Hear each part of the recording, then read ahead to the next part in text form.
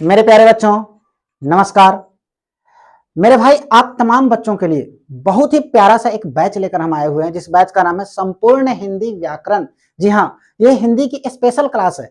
इस हिंदी की स्पेशल व्याकरण की क्लास में आप तमाम बच्चों को बता दें, चाहे आप किसी भी क्लास के बच्चे हों, आपको जीरो से लेकर के हीरो बनाने की गारंटी लेकर के मैं आया हूं। अगर आप एक बार यहाँ पर हमारी हिंदी पढ़ लेते हैं ना, आप एक बार हिंदी व्याकरण की शुरू से लेकर लास्ट तक क्लास कर लेते हैं ना, तो दोबारा फिर आपको कहीं भी किसी भी जगह पर हिंदी पढ़ने की आवश्यकता नहीं पड़ेगी। चाहे आप किसी भी क्लास का, यहाँ तक कि आप किसी भी तरह का प्रतियोगिता भी परीक्षा दे रहे हैं, चाहे वो प्रतियोगिता परीक्षा बच्चों एसएससी की हो, बीपीएससी की हो, रेलवे की हो, इंटरमीडिएट की बिहार बोर्ड की एग्जाम हो, 10th की बिहार बोर्ड की एग्जाम हो, इन तमाम एग्जाम्स में, ठीक है, जो प्रश्न आते हैं यहीं से आएंगे। मैं आपको ये विश्वास दिलाता हूं। बस काम यही करना है कि शुरू से लेकर आखिरी तक आपको हमारे साथ बने हुए रहना है। मेरे प्यारे बच्चों, आपको शुरू से लेकर के अंत तक हम पढ़ाएंगे।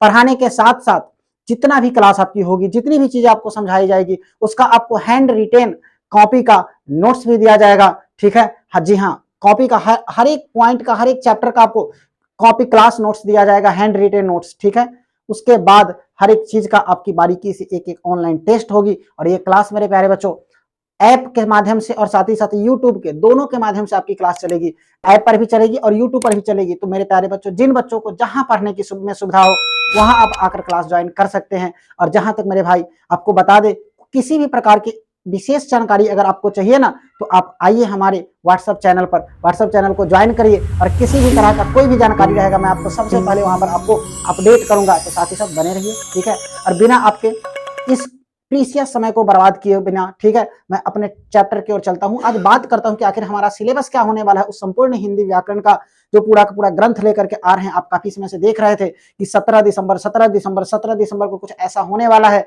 तो वही होने वाला है। 17 दिसंबर से क्या होने वाला है, एक नया बैच स्टार्ट होने वाला है। ठीक है, और वो बैच किस चीज का है बच्चों, तो हिंदी व्याकरण का है। मेन रूप से मेरे प्यारे भाई, अभी जो मैंने इस बैच में टारगेट बनाया है वो क्लास 12th और 10th, यानी मैं मेन रूप से टारगेट रख रहा हूं क्लास 12th के उन बच्चों के लिए जो इस बार बिहार बोर्ड और सीबीएसई बोर्ड से एग्जाम देने जा रहे हैं। लेकिन ये इसमें इतनी चीजें आपको जरूर पढ़ाई जाएगी बच्चों, और इस लेवल से जरूर पढ़ाई जाएगी कि आप चाहे 11th के हो, चाहे 12th के हो, चाहे 10th के हो, चाहे 9th के हो, चाहे 8th के हो, या और भी जूनियर हो, आपको मैं एकदम जीरो से बताऊंगा तो हर एक पॉइंट आपको समझ में आएगा। बहुत सारे बच्चों का ये सोच होगा कि सर थोड़ा फास्ट करिए, क्या बात बना रहे हैं, जल्दी जल्दी क्लास में आइए। तो चलिए बच्चों, आपका समय बिना बर्बाद किए हम आपको बताते हैं कि आखिर सिलेबस क्या होने वाला है। तो मेरे भाई देखिए, सबसे पहले हम इस सिलेबस को थोड़ा सा बारीकी से समझते हैं कि किस तरह से हम व्याकरण आपको पढ़ाएंगे। आपकी सिलेबस की शुरुआत होती है बच्चों हिंदी व्याकरण, ऊपर लिखा हुआ है संपूर्ण हिंदी व्याकरण, मतलब संपूर्ण हिंदी व्याकरण। इसके में से एक भी चैप्टर, ठीक है, आपको इतना पढ़ाया जाएगा कि इससे ज्यादा आपको कभी पढ़ने की आवश्यकता नहीं पड़ेगी। ठीक है बच्चों, चाहे आप किसी भी क्लास के हो। चलिए, सबसे पहला जो हमारा चैप्टर है बच्चों, उसका नाम है व्याकरण परिचय। यानी इसमें ज्यादा कुछ खास नहीं कर जाना है, बस व्याकरण पढ़ने आना है। ठीक है, बस आपको क्या पढ़ना है, यहाँ पर व्याकरण बताएंगे कि आखिर ये व्याकरण होता क्या है। ठीक है, व्याकरण का इंट्रोडक्शन दिया जाएगा, व्याकरण के का परिचय दिया जाएगा, और साथ ही साथ आपको व्याकरण के महत्व के बारे में बताया जाएगा कि क्यों जरूरी है व्याकरण। ठीक है, तो मेरे प्यारे बच्चों, इससे प्रश्न तो आपके परीक्षा में नहीं आते हैं कि व्याकरण के परिचय से या व्याकरण से, लेकिन इंपॉर्टेंट है। मानकर चलिए कोई आपसे पूछे कि वह कौन सा शास्त्र है जिसके अंतर्गत हम शुद्ध शुद्ध बोलना, शुद्ध शुद्ध लिखना, शुद्ध शुद्ध पढ़ना सीखते हैं, उसे क्या कहते हैं, वो शास्त्र कहलाता है व्याकरण। क्लियर है। चलिए, दूसरा जो हमारा पॉइंट आता है बच्चों, वर्ण विचार। पहला तो व्याकरण था, और दूसरा हमारा पॉइंट क्या आता है बच्चों, वर्ण विचार। ये भी व्याकरण की जान है, यानी शुरुआत व्याकरण की यहीं से होती है। ठीक है, वर्ण विचार। उसके बाद जो बच्चों हमारा पॉइंट आता है शब्द विचार। उसके बाद हम जानेंगे शब्दों के बारे में कि आखिर शब्द क्या होते हैं, वर्णों के समूह को शब्द कहते हैं, तो कौन कौन से प्रकार के शब्द होते हैं, कैसे शब्द बनता है, ठीक है, कैसे वर्णों का समूह होता है, इन तमाम चीजों पर हम इसमें चर्चा करने वाले हैं। उसके बाद जो हमारा पॉइंट आता है, जिससे बच्चे बच्चे अवगत होंगे, हर एक बच्चा जानता होगा, इसका नाम क्या है, संज्ञा, जिसको अंग्रेजी में हम लोग नाउन कहते हैं मेरे भाई। तो संज्ञा से भी आप भली भांति अवगत हैं। उसके बाद हम बात करेंगे लिंग के बारे में, कौन कौन से लिंग होते हैं, स्त्रीलिंग, पुल्लिंग, इन तमाम चीजों पर चर्चा होगी। फिर उस वचन पर चर्चा होगी जो वचन हम देते नहीं हैं, एक वचन, बहुवचन और द्विवचन वाले पर हम बात करेंगे। ठीक है, और जो वचन हम आपको दिए हैं कि मेरे प्यारे बच्चों आपको पूरी की पूरी व्याकरण पढ़ाई जाएगी, तो उसी वचन पर हम चर्चा करेंगे। ठीक है, चलिए, उसके आगे हम बात करने वाले हैं कारक के ऊपर में कि आखिर ये कारक होते क्या है, विभक्तियां होती क्या है। तो इसमें कारक एवं विभक्ति आप लिख सकते हैं मेरे भाई, कारक एवं विभक्ति। और एक चीज मैंने मिस कर दिया है, आपको बता दूं, व्याकरण और परिचय के जस्ट बाद मैं आपको सबसे पहला जो चैप्टर पढ़ाने वाला हूं, उस चैप्टर का नाम है मेरे बच्चे भाषा। ठीक है, इसको हम वैसे चैप्टर 1 में रखते हैं क्योंकि चैप्टर 1 में व्याकरण और परिचय बताने में ज्यादा टाइम नहीं लगता है, व्याकरण का परिचय बताने में। तो चैप्टर 1 में हम मेन रूप से जो चैप्टर पढ़ने वाले, उस चैप्टर का नाम क्या है बच्चों? भाषा। और हाँ मेरे भाई, भाषा से प्रश्न पूछते हैं, ऑब्जेक्टिव 1-2 आपके आएंगे, इंटरमीडिएट के भी एग्जाम में, क्लास 10th के भी एग्जाम में, और किसी भी क्लास के एग्जाम में आप जाइएगा तो आपसे एग्जाम में प्रश्न आते ही हैं भाषा के ऊपर से, और साथ ही साथ कंपटीशन में भी पूछे जाते हैं। तो इस बार तैयारी इतना कर लो, मात्र 40 दिन दे दो। ठीक है, और ये गारंटी दे रहा हूं कि इस 40 दिन के बाद, ठीक है, तुम हिंदी में गागर में सागर शब्द सुने हो ना, पारंगत बन जाओगे, हर चीज सीख जाओगे एक ही जगह पर। ठीक है, चलिए, तो कारक और विभक्ति के बारे में जानेंगे, उसके बाद हम लोग चर्चा करेंगे सर्वनाम के बारे में, जिनका उपयोग हम संज्ञा के स्थान पर करते हैं। ठीक है, तो संज्ञा खत्म होते ही बच्चों हम चर्चा करेंगे किस पर? सर्वनाम के बारे में। तो सर्वनाम आपको पढ़ाई जाएगी। सर्वनाम के बाद जो हमारा अगला चैप्टर आता है विशेषण, जो चीजों की विशेषता बता देता है उसे क्या कहते हैं? उसे ही हम कहते हैं विशेषण। उसके बाद बच्चों हम चर्चा करने वाले हैं क्रिया के ऊपर कि आखिर ये क्रिया क्या होता है। अरे हर काम को क्रिया कहते हैं, जिसको अंग्रेजी में वर्ब कहते हैं, अंग्रेजी में वर्ब कहते हैं। क्लियर है, हर एक काम को क्रिया कहा जाता है। इस क्रिया के ऊपर भी बात करेंगे कि कौन से काम को किस तरह का क्रिया कहा जाएगा, क्या वो सकर्मक है या अकर्मक है, उन तमाम चीजों पर यहाँ पर बातें होगी। उसके बाद आता है वो काल, जिस काल में हम लोग जीते हैं, वो है भूतकाल, भविष्यकाल और वर्तमान काल। तो काल के बारे में चर्चा करेंगे। काल खत्म होते ही हम अपनी अगली दुनिया में चलेंगे, जिसका नाम है उपसर्ग, जिसका नाम दिख रहा है बच्चों, चलिए, जिसका नाम क्या है? उपसर्ग। उपसर्ग के ऊपर में चर्चा होगी। उपसर्ग खत्म होते ही हम आगे बढ़ेंगे प्रत्यय के बारे में। उपसर्ग खत्म होते ही हम आगे कहां बढ़ेंगे? प्रत्यय के बारे में। एक वो है जिसके सामने आगे से प्रश्न को जोड़ दो, एक वो है जिसके लास्ट से प्रश्न को जोड़ दो। ठीक है, चलिए, उपसर्ग खत्म होगा, सॉरी, शब्द को जोड़ दो, एक उपसर्ग खत्म होगा, फिर प्रत्यय पर चर्चा होगी। उपसर्ग के बाद हम किस चीज पर चर्चा करने वाले हैं बच्चों? प्रत्यय पर चर्चा करने वाले हैं। प्रत्यय खत्म होते ही हम जानेंगे कि कैसे वर्णों के समूह को कैसे वर्णों को जोड़ते हैं, और वर्ण को जोड़ करके उसका क्या अर्थ निकलता है। यानी हम शब्दों के संधि के बारे में भी पढ़ेंगे। संधि खत्म होते ही हम चर्चा करने वाले हैं समास पर। उसके बाद बातें होगी पर्यायवाची पर कि अगर कोई व्यक्ति है जिसका एक नाम है, व्यक्ति नहीं, कोई वस्तु है, कोई चीज है जिसके अनेकों नाम हो सकते हैं, जैसे आशीष मेरा नाम है, इसका और भी नाम होगा कि नहीं होगा? आशीष का अर्थ आशीर्वाद भी तो होता है, सूर्य का दिवाकर दिनकर भी तो होता है। तो इन तमाम चीजों पर यानी पर्यायवाची के ऊपर भी हम इसी क्लास में चर्चा करने वाले हैं, इसी बैच में चर्चा करने वाले हैं। फिर आता है विलोम शब्द की आखिर उल्टा क्या होगा? तो आशीष का उल्टा अगर अभिशाप होता है, आशीर्वाद का उल्टा भी क्या होगा? अभिशाप हो सकता है, होता भी है। ठीक है, तो उल्टा शब्द यानी विलोम यानी कि विपरीतार्थक शब्द। हाँ, इस सारे के सारे से प्रश्न पूछे जाते हैं। अगला आता है अनेक शब्दों के बदले एक शब्द। अनेक शब्दों के एक शब्द मैंने लिखा है, आप समझ जाइए, अनेक शब्दों के बदले एक शब्द। ठीक है, कि एक मिनट बच्चों, पढ़ाने वाले को क्या कहते हैं? पढ़ाने वाले को क्या कहते हैं? 3-4 शब्द मिला, पढ़ाने वाले को क्या कहते हैं? शिक्षक, एक शब्द में। ठीक है, पढ़ाने वाले को शिक्षक। लकड़ी का काम करने वाले को क्या कहते हैं? बढ़ई कहते हैं। ठीक है, दाढ़ी बनाने वाले को हजाम कहते हैं, नाई कहते हैं। क्लियर है? तो बच्चों क्लियर है यहाँ तक चीजें? तो अनेक शब्दों के बदला में एक शब्द पर भी हम चर्चा इसी बैच में करने वाले हैं। उसके बाद हम बात करेंगे मुहावरे पर। मुहावरा पर, मुहावरा आपको बताया जाएगा। अरे आप गांव देहात में भी सुने होइएगा, अपने मुंह मियां मिट्ठू। ठीक है, मतलब अपने मुंह से बड़ाई कर रहा है कोई। ठीक है, जैसे मैं अभी बड़ाई कर रहा हूं ना, अपने मुंह से अपनी बड़ाई कर रहा हूं, लेकिन बड़ाई नहीं कर रहा हूं, ये आपके लिए बेहतर चीज ला रहा हूं, इसके बारे में आपको बार बार बता रहा हूं ना कि मैं अपनी तारीफ कर रहा हूं। ठीक है मेरे भाई, चलिए, तो आपने सुना होगा अपने मुंह मियां मिट्ठू, नाच न जाने आंगन टेढ़ा। ठीक है, अरे का वर्षा जब कृषि सुखाने। अरे जब एग्जाम खत्म हो जाएगी तो इस पढ़ाई का क्या महत्व रहेगा? अरे अभी पढ़ो, बाद में एग्जाम के बाद पछताने का कोई फायदा है क्या? कि खेत अगर सूख गया, कृषि अगर मतलब खेती अगर नहीं हो पाया, धान अगर सूखी गया, फसल सूखी गया, तो फिर बारिश होने का फायदा क्या है? ठीक है, तो वो चीजें हैं। अभी समय है आपके पास, अभी सतर्क होने का वो मौका है। आप अभी अपने आप को संवारिए, अभी अपने आप को बर्बाद होने से बचाइए। ये जो समय है ना आपका, काफी प्रीशियस समय है, और ये 40-45 दिन जो आपका होने वाला है, काफी बेहतरीन होने वाला है। तो खास तौर पर मैं तो इंटर के बच्चों को कहूंगा, क्योंकि सबसे जल्द उसी की एग्जाम होने वाली है। तो मेरे बच्चे इंटर वाले, आप सारे के सारे बच्चों तैयार हो जाइए। मैं हर बार ना ऑफलाइन की हिंदी की स्पेशल बैच लेकर आता था, जिसमें बुक और ग्रामर दोनों चीज लेकर के आता था। इस बार समय के अभाव में, क्योंकि हमारी एक 10th की ऑनलाइन बैच चल रही है लक्ष्य 450, जिसमें इतना ज्यादा व्यस्त रहता हूँ, और ऑफलाइन बैच में भी ना इस बार तैयारी कुछ अलग लेवल की हो रही है। ठीक है, 10th क्लास की बच्चों की और 12th क्लास की बच्चों की, तो समय का अभाव है, जिसके कारण मैं नया बैच नहीं लेकर के आया हूँ कोई। इसके लिए मैं आपसे माफी चाहता हूँ। और पहली बार तो मैं इस बार ऑनलाइन बैच लेकर के आया ही हूँ, और पहली बार में मैं आग लगाने आया हूँ आप लोगों के बीच। आपके अंदर में वो जुनून पैदा करने वाला हूँ कि आप सारे के सारे बच्चों अंत होते होते ये सोच करके रहिएगा कि अब हमारा 90% से नीचे नंबर आ ही नहीं सकता हिंदी में, क्योंकि मैं आपको विश्वास दिलाता हूं बच्चों, मैं इतना जरूर बताऊंगा कि आपका 90% आएंगे ही आएंगे। और हाँ, आपको मैं ये प्रैक्टिकली बताता हूं कि मेरे ऑफलाइन बैच जो चलते हैं ना बच्चे, उसमें पिछली बार की ही बात बताता हूं, आप जाकर के पता कर सकते हैं।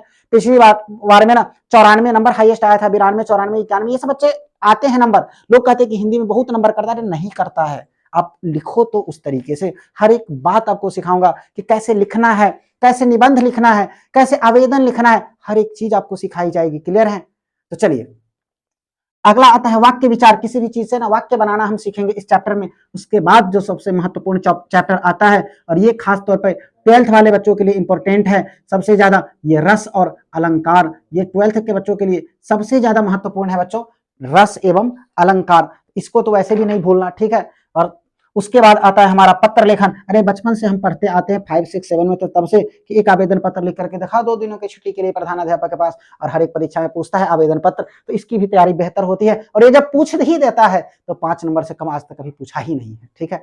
तो इसकी भी तैयारी बेहतर तरीका से आप करिएगा, ठीक है बच्चों। उसके बाद जो हमारा क्वेश्चन आता है वो आता है निबंध के ऊपर में, कि ये निबंध होता क्या है। किसी भी चीज के बारे में विस्तारित रूप से लिखना, बताना, समझाना, वही तो निबंध है, ठीक है। तो निबंध भी सीखेंगे। निबंध के बहुत सारे फेज होते हैं, कि कोई कहे दीपावली पर निबंध लिखने के लिए, तो दीपावली लिखकर डैश दे दी और लिख दिए एक पन्ना उसके बारे में, वो निबंध नहीं है, इसीलिए तो बच्चों का नंबर कटता है। तो यहाँ आप सीखोगे कि नंबर लाना कैसे है, कैसे 8 नंबर के निबंध में 8 नंबर आएंगे, ठीक है। एक भी नंबर नहीं कटने दूंगा 8 नंबर में। उसके बाद आता है बच्चों संक्षेपण। संक्षेपण हम पढ़ेंगे, ठीक है, कि कैसे, आपने नाम सुना होगा बच्चों संक्षिप्त रामायण का, ठीक है। मैं सभी बच्चों को बताता हूं, हिंदी वाले उर्दू वाले नाम तो आप जरूर सुने होइएगा ना। संक्षिप्त रामायण, इसका मतलब क्या हुआ?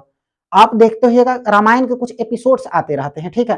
आप देखिएगा महीना, 2 महीना, 6 महीना के अंदर में ना पूरी रामायण खत्म हो जाती है। और कभी कभी आप देख, मेरे गांव में ना दुर्गा पूजा वगैरह होता है, तो उसमें 10 दिन तक रामायण चलता है, 7 दिन तक, ठीक है। और भसान के दिन में रामायण खत्म हो जाता है। तो कैसे?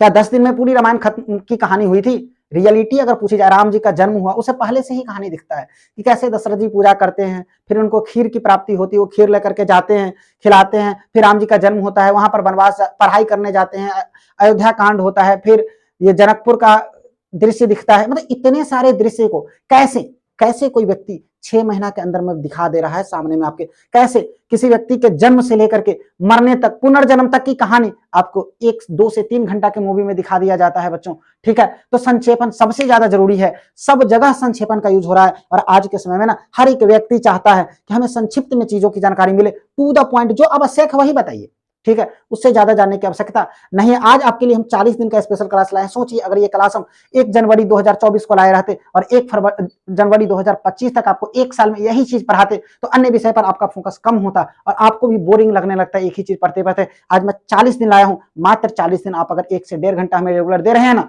बस काफी है। उसके लिए पढ़ाई भी होगी, हैंड नोट्स भी मिलेगी आपको, साथ ही साथ टेस्ट भी रेगुलर होती रहेगी, ठीक है। तो हर एक चीज तो आपको यहीं पर मिल रहा है, फिर दूसरे जगह कहां कहीं खोजने की जरूरत ही नहीं है, हर चीज आपको एक ही जगह पर मिल गया, ठीक है। तो संक्षेपण पढ़ेंगे। टोटल बच्चों अगर हम बात करें तो 40% क्वेश्चन आते हैं व्याकरण से। 100% में ना 40%, 60% आपका बुक रहेगा और 40% आपका व्याकरण रहेगा। तो 40% ही लाना है, टारगेट रखना है, 40% ही आना है। क्योंकि आप अगर फर्स्ट डिवीजन का टारगेट रखते हैं ना, तो सेकंड डिवीजन आने की संभावना होती है। लेकिन आप अगर टॉपर का टारगेट रखते हैं तो फर्स्ट डिवीजन झक मार के आएगा, ठीक है। तो क्लियर है? और टॉपर क्यों नहीं आएगा, टॉपर भी आएगा। तो 40 नंबर की बात अगर करें तो आपके जो बुक होते हैं ना, सॉरी आपकी जो एग्जाम होती है ना, तो हिंदी व्याकरण के एग्जाम में मैंने आपको पहले कहा कि ये टारगेट 10th और 12th के बच्चों के लिए है। तो ये जो मैंने लिखा है 10th और 12th के बच्चों के लिए लिखा है, ठीक है। तो आप लोग निराश नहीं होइएगा, सारे बच्चे पढ़िए, पढ़ाई तो सबके लिए है ना, वर्ण सबको पढ़ना है, भाषा सबको जानना है, व्याकरण सबको जानना है, ठीक है। तो 40 एमसीक्यू यानी कि ऑब्जेक्टिव प्रश्न 40 होंगे, उसमें से 20 या 21 नंबर के ये प्रश्न आते हैं जिसमें निबंध रहता है, सब प्रसंग व्याख्या रहता है और पत्र लेखन होता है और कुछ संक्षेपण होता है। संक्षेपण वैसे 4 नंबर का पूछा जाता है। क्लियर है? तो उम्मीद करते हैं मेरे भाई कि आपको आपकी सिलेबस आज की समझ में आ गई होगी। जिन भी बच्चों को नोट करना है, जिन भी बच्चों को नोट नहीं करना है, आज ही घर से बाहर, अभी बाहर निकलना है क्लास खत्म होते ही, और जाकर के एक मार्केट से 10 या 20 वाली कॉपी खरीदना है और लिख देना उस पर चैलेंज 40 डेज या टारगेट 40 डेज, और 40 दिन तक लगातार उसको क्या करना है, उस कॉपी को लिखते जाना है, लिखते जाना। हर एक क्लास का नोट्स लिखना है, हर एक दिन क्लास अटेंड करना है, day by day, day by day, day by day, day 1, day 2, day 3 लिख करके 40 दिन तक आप क्लास लिख करके देखो, एक बेहतरीन फेयर बना करके देखो। फिर आकर के हमें कहना कि सर आपने कहा था, और तैयारी उस लेवल की आपने नहीं कराई या हमारी तैयारी नहीं हुई, उसके बाद एग्जाम फाइट करा मेरे बच्चे, एक दिन भी क्लास मिस नहीं करना, हर एक दिन का क्लास बहुत ही महत्वपूर्ण क्लास होने वाला है, ठीक है। तो आज की बात अगर हम करें तो इतना ही नहीं, आज हम सिलेबस पर ही बात को खत्म नहीं करेंगे। हमने आपको कहा कि इसमें हम ज्यादा समय नहीं बर्बाद करना चाहते, तो आज हम बात कर लेते हैं व्याकरण और उसके परिचय के ऊपर कि आखिर ये व्याकरण है क्या, आखिर व्याकरण जरूरी क्यों है। तो आप तमाम बच्चे इसका एक बार स्क्रीनशॉट लीजिए। स्टार्ट करते हैं अपना क्लास। वो कहावत है ना, आप निरंतर परिश्रम करिए बच्चों, कोशिश करते रहिए, कोशिश करने पर, मेहनत करने पर आपको बेहतरीन से बेहतरीन रिजल्ट आने का उम्मीद बढ़ जाता है। वो लाइन आपने सुना होगा कि लहरों को देखकर नौका पार नहीं होती, लहरों को देखकर नौका पार नहीं होती, और कोशिश करने वालों की कभी हार नहीं होती। तो आप कोशिश करिए, कभी आपकी हार नहीं होगी। और मैं हमेशा कहता हूं बच्चों कि अरे आंखों में अरमान लिया, मंजिल को अपना मान लिया, आंखों में अरमान लिया, मंजिल को अपना मान लिया, फिर मुश्किल क्या आसान क्या, बस ठान लिया तो ठान लिया, ठीक है। ठान लो अब की बार आखिरी बार पढ़ लेना है हिंदी, उसके बाद में कभी नहीं देखना है, तो इसलिए अब की बार आखिरी बार। चलिए व्याकरण की तरफ बढ़ते हैं। आखिर ये व्याकरण हमारा है क्या। सबसे पहले आपके कॉपी में एक हेडिंग होना चाहिए और लिखना है व्याकरण। देखिए यहाँ एक ऐसा, देखो बच्चों आप लिखते जाइए, मैं क्लास नोट्स आपको दूंगा, लेकिन मेरा पूरा प्रयास है यहाँ पर आपको सिर्फ समझाने का, क्योंकि यहाँ पर अगर मैं बोर्ड पर लिखना शुरू कर दूं ना तो बहुत ही लंबा चौड़ा टाइम चला जाएगा। तो आप कमेंट करके मुझे बताना कि सर जी लिखना सही रहेगा या नोट्स देना सही रहेगा। मैं जो चीजें बोलूंगा वही चीज कॉपी में लिखा होगा और वही चीज आपको मिलेगा, ठीक है। तो वही चीज मैं लिख करके आपको दूंगा। तो दोनों में से आपके लिए बेहतर क्या है वो आप मुझे बताएंगे, ठीक है। नहीं आप कहेंगे तो मैं कल से लिखना भी शुरू कर दूंगा, उसके लिए मुझे कोई दिक्कत नहीं है, ठीक है। चलिए कह रहा है व्याकरण की अगर हम बात करें बच्चों ना, तो कह रहा है वह विषय या वह शास्त्र, सॉरी विषय नहीं, वह शास्त्र जिसके अंतर्गत हम शुद्ध शुद्ध बोलना, शुद्ध शुद्ध लिखना तथा शुद्ध शुद्ध पढ़ना सीखते हैं, उसे व्याकरण कहते हैं। जिस विषय के अंतर्गत बच्चों शुद्ध शुद्ध बोलना, लिखना और पढ़ना सीखते हैं, वही क्या कहलाता है, व्याकरण कहलाता है। यानी हम कह सकते हैं कि किसी भी विषय के, चाहे वो कोई भी विषय हो, हिंदी हो, गणित हो, संस्कृत हो, उर्दू हो, मैथिली हो, कोई भी विषय हो, कोई भी भाषा हो, ठीक है। किसी भी भाषा या विषय को जो है ना सीखने के लिए, किसी भी भाषा को सीखने के लिए ना उसके व्याकरण की हमें जानकारी होती है। क्या, क्योंकि व्याकरण जो है ना नियम समूह, नियम कानून का ना एक बंडल है, एक समूह है, जिसके अंतर्गत हर एक बात लिखा रहता है कि भाई मेरे इस चीज को आप कैसे पढ़ेंगे। इस जैसे मैथ आप पढ़ते हैं ना, तो मैथ में फॉर्मूला होता है, उस फॉर्मूला के बेस पर ही आप चीजों को बनाते हैं। तो बच्चों अगर हम बात करें ना, अगर हम बात करें बच्चों व्याकरण की, तो हर एक विषय का एक अपना व्याकरण होता है। जैसे हिंदी के लिए हिंदी का व्याकरण होता है, अंग्रेजी के लिए अंग्रेजी का व्याकरण, जिसको इंग्लिश ग्रामर आप लोग कहते हैं, संस्कृत के लिए संस्कृत व्याकरण होता है, ठीक है। और हाँ एक और बात बच्चे कि अगर हम बात करें सबसे पहले व्याकरण की, तो व्याकरण आप समझ गए कि किसी भी विषय का अगर आपको सर्वोत्तम ज्ञान चाहिए, बेहतर ज्ञान चाहिए, ठीक है, तो आपको व्याकरण का ज्ञान होना आवश्यक है, ठीक है।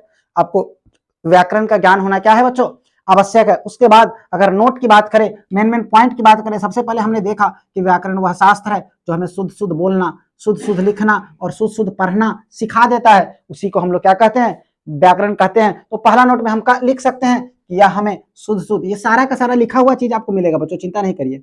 यह शुद्ध शुद्ध लिखना, बोलना एवं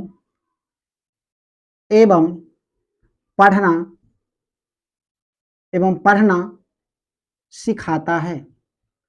क्लियर है। दूसरा पॉइंट अगर हम बात करें बच्चों, तो दूसरा हम ये कह सकते हैं कि हर एक विषय का एक अपना व्याकरण होता है। जितने भी विषय होते हैं ना, सबका अलग अलग व्याकरण होता है। जैसे हमने आपको कहा इंग्लिश व्याकरण, इंग्लिश के लिए क्या होगा, अंग्रेजी पढ़ना है तो उसके लिए अंग्रेजी व्याकरण आता है, यानी अंग्रेजी ग्रामर जिसको हम कहते हैं, ठीक है। संस्कृत के लिए संस्कृत व्याकरण आता है, हिंदी के लिए हिंदी व्याकरण आता है। और हाँ एक चीज याद रखिएगा बच्चों, अगर हम बात करें हिंदी व्याकरण की ना, तो हिंदी व्याकरण को स्वतंत्र नहीं कहा जा सकता है। क्यों, क्योंकि हिंदी व्याकरण निकला कहाँ से है, संस्कृत व्याकरण से। हिंदी की जननी कौन है, हिंदी की माँ कौन है, तो संस्कृत है। क्लियर है। तो चलिए बच्चों, उम्मीद करते हैं कि आज की बातें आपको सिलेबस से लेकर इंट्रोडक्शन टू व्याकरण तक हर एक चीज आपको, सॉरी इंट्रोडक्शन टू ग्रामर यानी व्याकरण के परिचय तक आपको हर एक पॉइंट, हर एक बातें स्पष्ट रूप से समझ में आई होगी। तो आज की क्लास को हम यहीं पर ओवर करते हैं, और कल की पहली जो हमारी क्लास होगी, जिस क्लास में हम बात करने वाले हैं चैप्टर 1, जिसका नाम है भाषा, यानी हम भाषा पर बेहतरीन तरीके से चैप्टर पर चर्चा करने वाले हैं। चलिए बच्चों, मिलते हैं अगली क्लास में। नमस्कार।